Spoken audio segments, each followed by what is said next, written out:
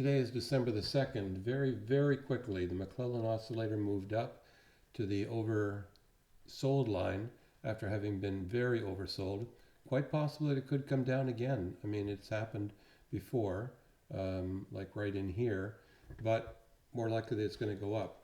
But the McClellan oscillator has fallen to this level here of 646, and its previous low was down here of 636. So it's as low as it's been this year, and this trough here predicted this steep drop. Now, do we see it in the charts that there's any chance of a move up? Well, look at the Dow Jones. The Dow Jones was up quite strongly today, but where did it stop? Right at the bottom of the cloud. And where did the chikou span end? Right at the top of the cloud, 26 periods back. This is no coincidence.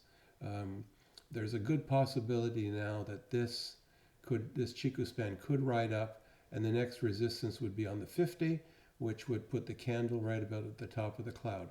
So we're seeing a bounce off of the 200. The NASDAQ had its bounce off of the 50.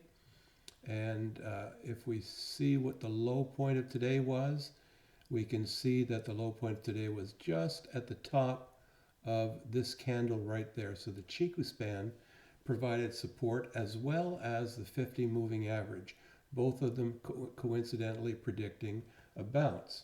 And finally, the S&P had a good day, finishing above the 50, and the chikou span just at the bottom of this candle, and coincidentally at this 200% Fibonacci. So there's some definite resistance there, but it does look like with the stochastics moving upwards, we could see a short-term bounce. Apple down a little bit.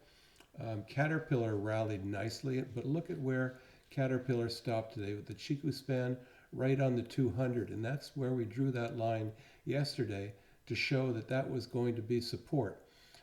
That was the support yesterday, and there it is again today. What else do we want to look at? NEO, pretty bad day. Was not able to get through the cloud. The chikou span has fallen below the cloud, fallen below the candles. Pretty bad news for NEO. Sava, remember I'm still short the 45 calls.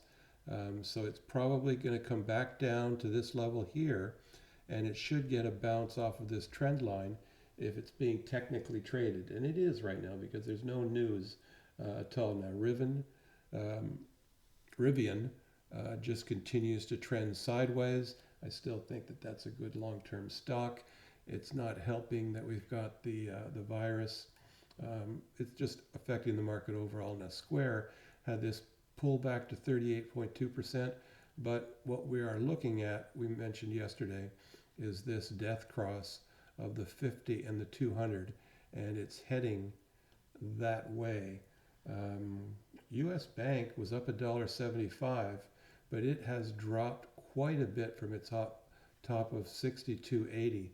Both of its stochastics are at the bottom and starting to turn upwards. The other bank that we look at as a reference point, JP Morgan, looks like US Bank, just not as deep a drop and way above its 200, and its 50 is still quite above its 200, and its stochastics showing that there's still a little bit more downside available for JP Morgan before we have a full long, this slow moving one needs to come all the way down and then turn around and bounce back up. Anyways, keeping it under 5 minutes. We do see an opportunity for a bounce. The Dow Jones had a great day. The NASDAQ had a great day. The S&P had a great day. We are really quite oversold, and we should see the market moving up as the concerns about Omicron start to settle down. Now, the government also has to pass the debt bill, and maybe they did that tonight. I haven't checked the news, but it's unlikely that the government is going to shut down.